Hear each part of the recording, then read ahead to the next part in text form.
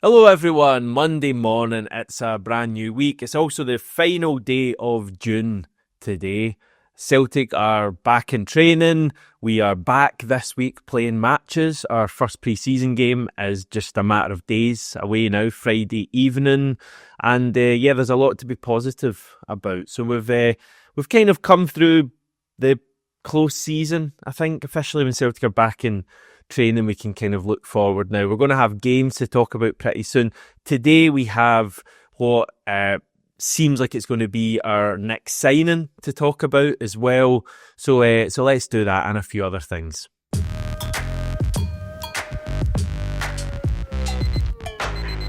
Just a wee plug, because you may have missed it yesterday with it being a Sunday, but we did have a video going up. I had a chat with Arsenal fan Met about Kieran Tierney, his time at Arsenal and how he's changed in the past 6 years. So add that to your list if you want.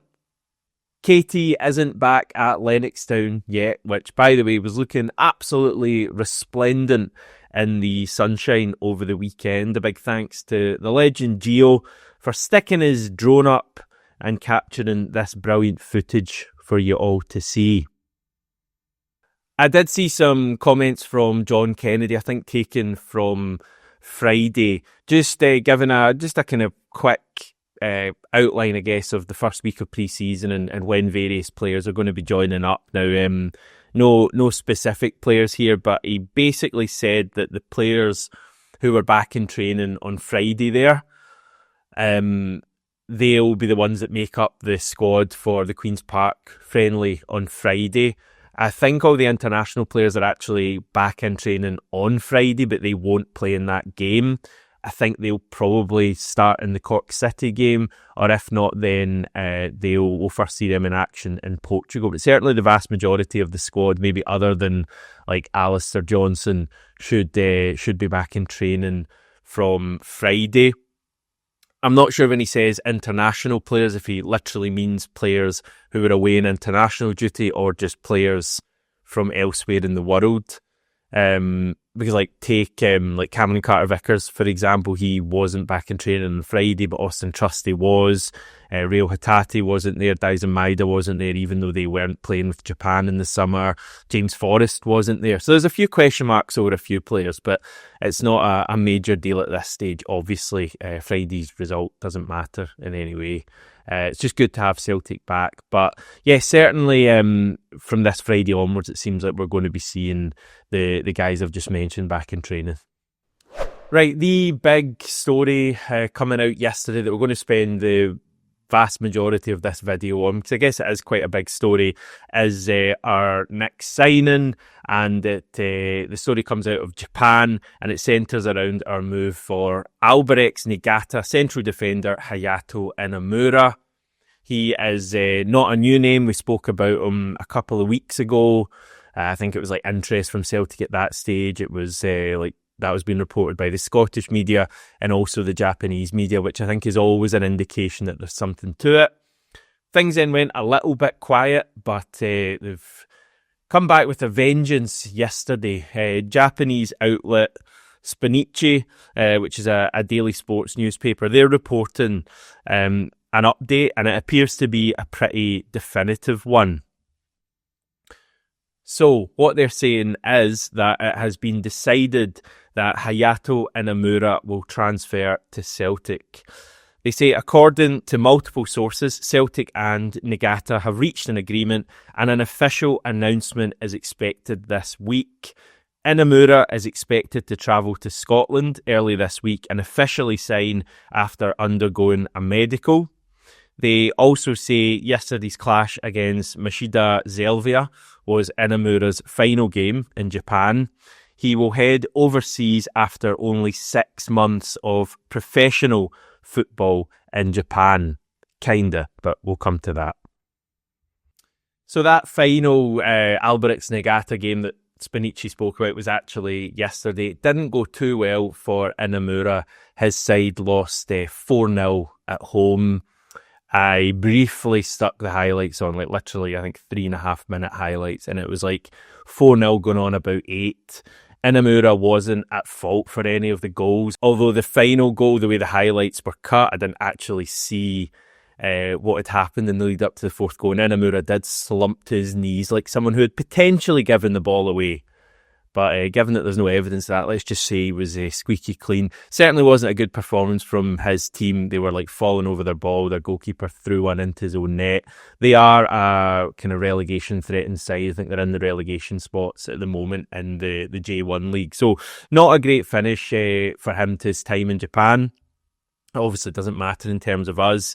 And yeah, I think it's fair to say he is heading to sign for us. This is not just a daft rumour at this stage. I think, to be honest, if you think back to like things Sponichi have reported in the past about the Japanese players who've been signing, when they tend to talk about players, they tend to arrive at Celtic, and certainly when they're speaking as definitively as this, saying that the transfer will be completed and announced this week, like this is happening. Inamura is our new centre back, so it would probably make sense for me to do a little bit of digging into him, his journey, the kind of player that he is. There's not too much available about him online, and maybe part of that is the fact that he's had a pretty short career so far. Like, he's 23 years old, but he's only been playing for Albirex Niigata in the top flight of Japanese football for just over a year. Now, I did mention in Sponichi saying that he's only had 6 months on a professional contract. He's actually, prior to that, so last season he was down as what they call a designated special player with Albirex Niigata. That was while he was still studying at university. I think Reo Hatate had a similar kind of story, so I don't think we should necessarily be spooked by the fact we're signing a player who's not played very many competitive games. Although equally, you could maybe, fairly say that he's relatively inexperienced. So, as I say, learning a bit about him, I'll try and tell you as much as I can here, keep it fairly basic. I'll try and speak to someone about Inamura as well to find out even more. But he's a left-sided centre-back. Seen a fair bit of chat about him being a centre-back stroke left-back. As I understand, he has played left-back, but a number of years ago in the real early days of his career, and certainly not while he's been playing for Albirex Niigata. Virtually all of his time with them has been spent at centre-back, left side of a centre-back too. So in a nutshell, he's a left-footed, left-sided centre-back, very comfortable progressing the ball either by passing it through the lines or by travelling with it. I think last time when we spoke about him, I spoke about like a long-range 60-yard pass that he'd made that had led to a goal for his team. And he's capable of doing that. I've watched some clips of him, and he's capable of playing passes along the ground as well, like really through the lines, so you'll be facing one way and everyone maybe be thinking you're going that way, and he'll reverse a wee ball into midfield and it'll look incredibly good when it comes off. Also saw some evidence of him giving the ball away cheaply at times as well and inviting pressure onto his own team, so that's something we'll have to look out for. The thing I didn't realise about him is that he's very good carrying the ball.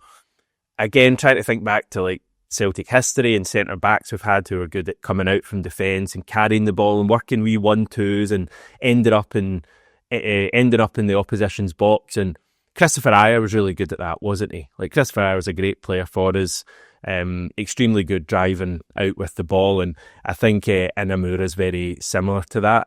Maybe not quite the same power in his running, but he's relatively quick and obviously doing it on the left-hand side. So, real positives with him, and the thing Celtic have probably seen in him, well, not probably, they will have seen in him, is his ability with the ball at his feet.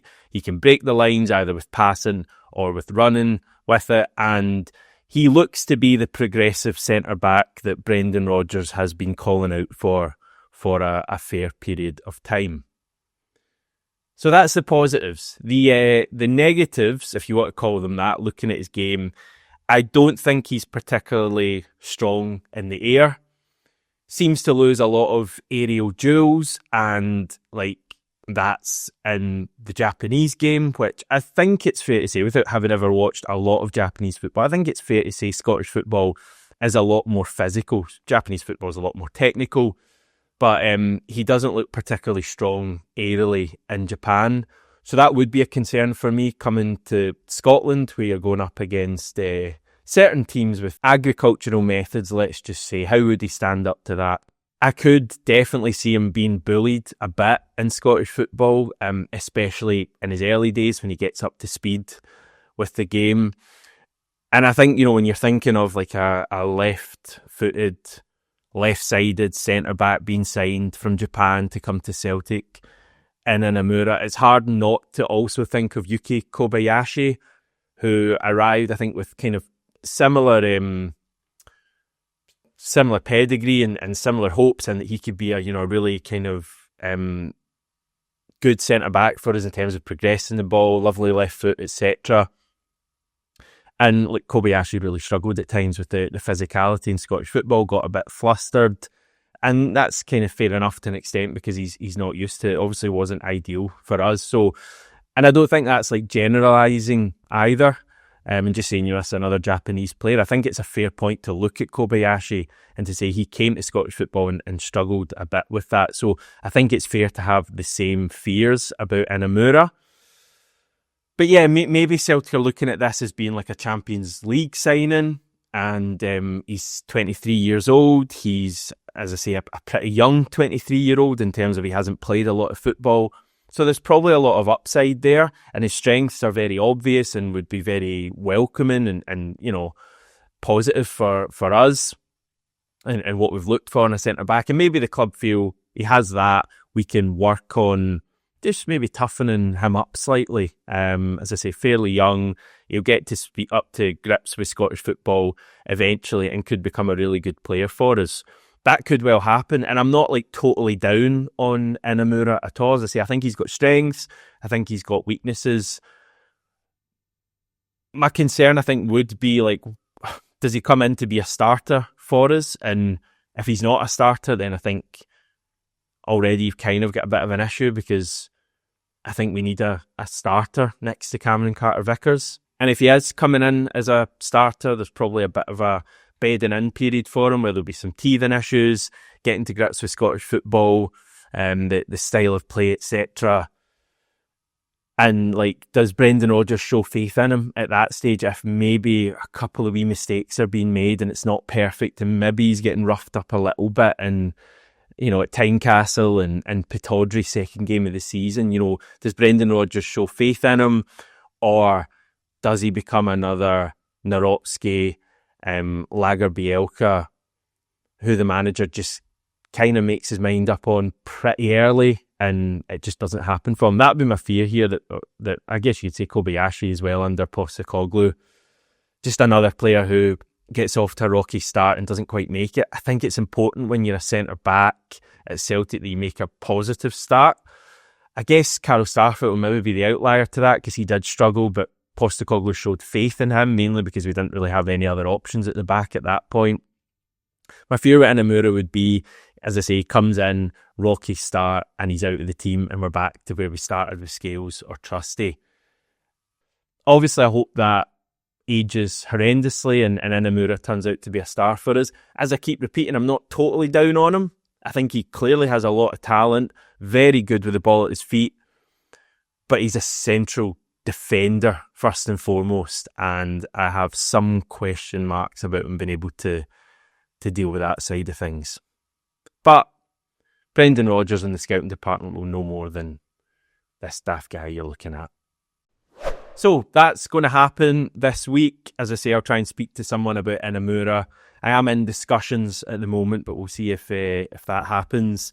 But yeah, just overall, Kieran Tierney in, Ross Doohan in, Benjamin Nygren in, Inamura likely to be announced this week. Osmond could be any day, really, at this stage. So you can't really deny that Celtic are getting on with things this summer. And like, even if you're a bit of a cynic, and I know you're out there, cynics, and you're saying, oh, really, a lot of them are squad signings, and in terms of actual first team players, Kieran Tierney and Benjamin Nygren are the only ones who are, going to improve the first team immediately.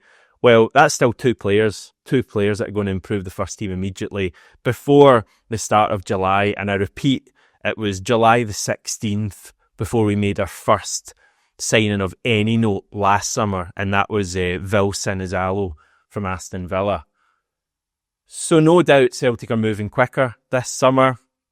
I think at this point it's actually interesting to look back at some comments made by the manager from early May, so still just last month, when he was asked about how many players he'd ideally look to bring in during the summer transfer window. And at the time he said, if every player was here in the squad and every player was staying, I would say, I look at it, I'd probably need 3 players to add to what we have of quality.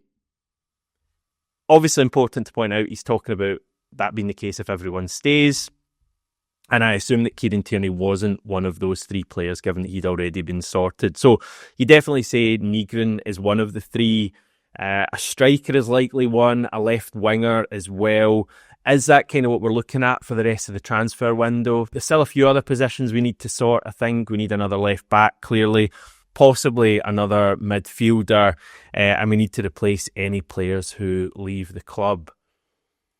So I think overall, still work to be done for Celtic, but it's been a really kind of positive start. I mean, we're talking about having a number of players in already. Obviously, Doohan probably not going to see too much of, but Tierney improved the squad straight away. Nygren will improve the squad straight away. I think Osmond is one for the future and looks good. And Inamura could work out.